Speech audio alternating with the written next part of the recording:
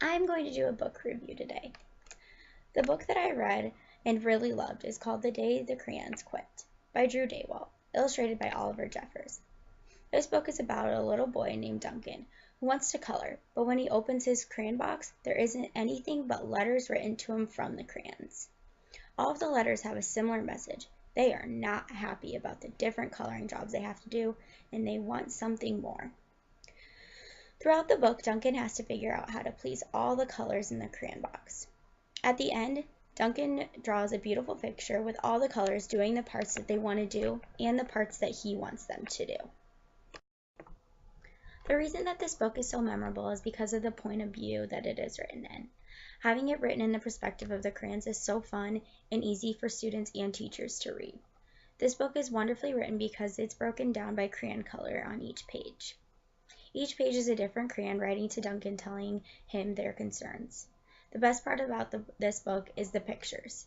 The pictures in this book contain a letter of what the crayon is saying to Duncan, and then pictures that correlate with the letter. Each picture is connected to the letter, helping students see what the letter is about. The way this book makes me feel was really happy. The first time I ever read it, I thought what a good book it was to have in the classroom and what a fun book it is for students to be reading. The reason that I say that this book is happy is because it gives a fun twist on an activity that every child does. It connects with many different areas of teaching, and that makes this book a good one to have in the classroom. But mostly, this book is just a fun read for students. This book was easy for me to connect with, and I believe that it would be easy for my students to connect with as well. It was easy for me to connect with because I loved to color as a kid, just like Duncan does. I also remember using all the colors the same way Duncan did. As a child, I would also feel really bad when I didn't use all the colors in my coloring box, making sure that every once in a while I drew a picture just like Duncan did at the end of the book. With the book, The Days the Crayons Quit, I connected the book Dragons Love Tacos by Adam Rubin. The reason I connected these two books is because they both are very fun to read, and there are some great creative writing lessons that can go along with them. They also are both not written in the traditional third-person way, giving students a new way to look at narration in a story.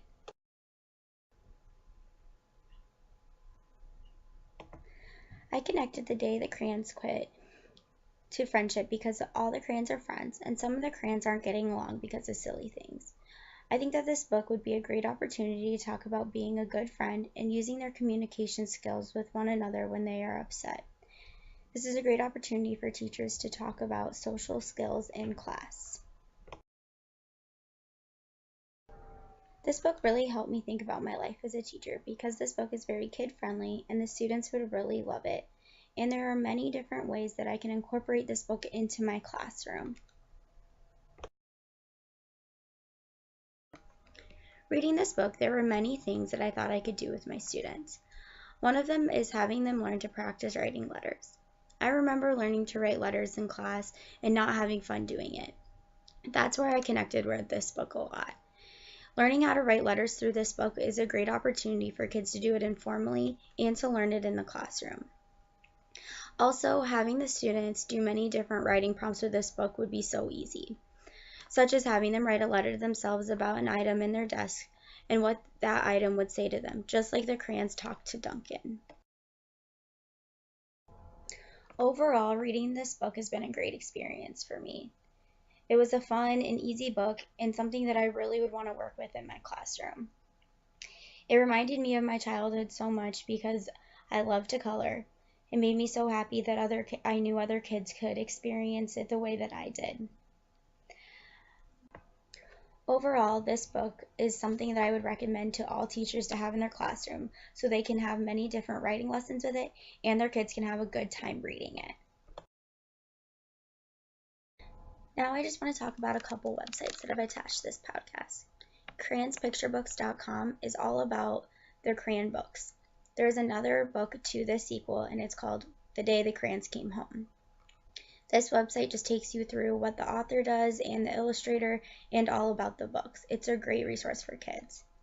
The second website is all about the illustrator. It tells about artwork that he's done and different things that he's done for children.